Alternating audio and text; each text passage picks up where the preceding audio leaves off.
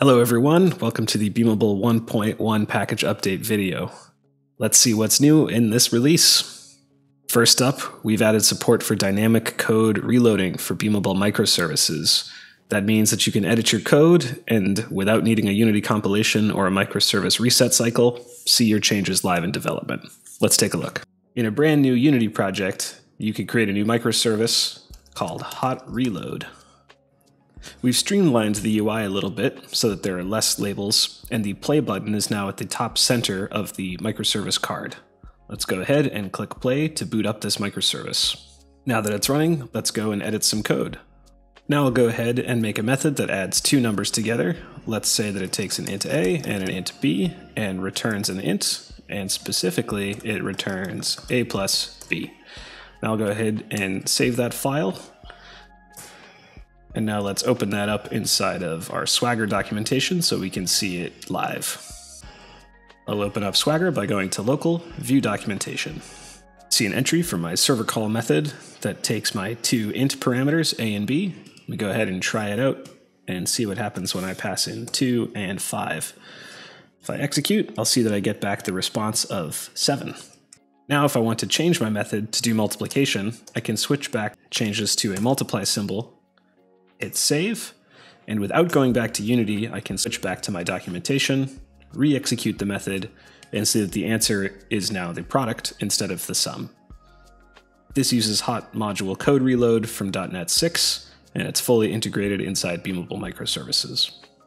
In Beamable 1.1, we've improved the microservice client generation code so that your auto-generated clients always stay up to date, even if you don't switch back to Unity.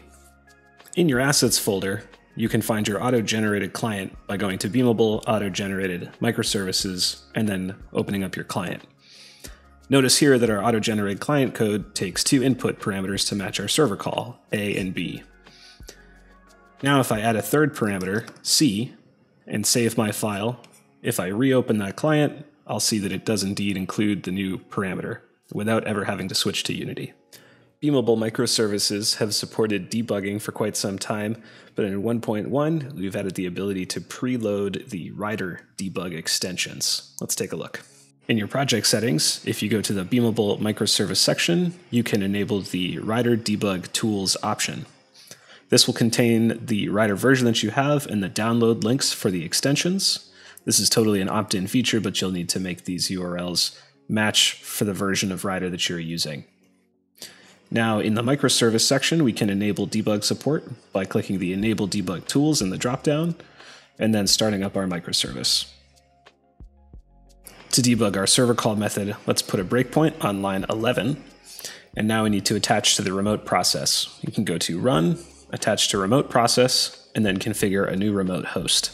The port, username, and password we can all find from the project settings under the Hot Reload debug data. Our username is root, the password by default is password exclamation, and the SSH port is 11100. So we have root 11100 and a password like that. Now we can click test connection, accept the security, and now we're good. We'll save this and attach to our remote process at localhost. When you're given a choice of what process to connect to, do not connect to the .NET Watch, but instead connect to the hot reload run command.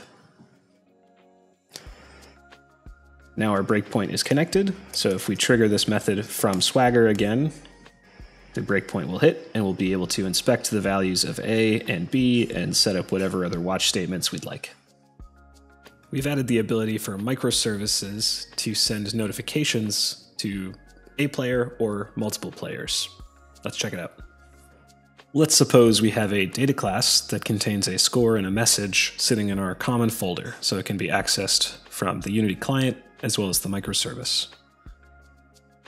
Now from our microservice code, given some DB ID of a player and an instance of that data, we can use the new notifications service to send that instance on the demo channel to the player.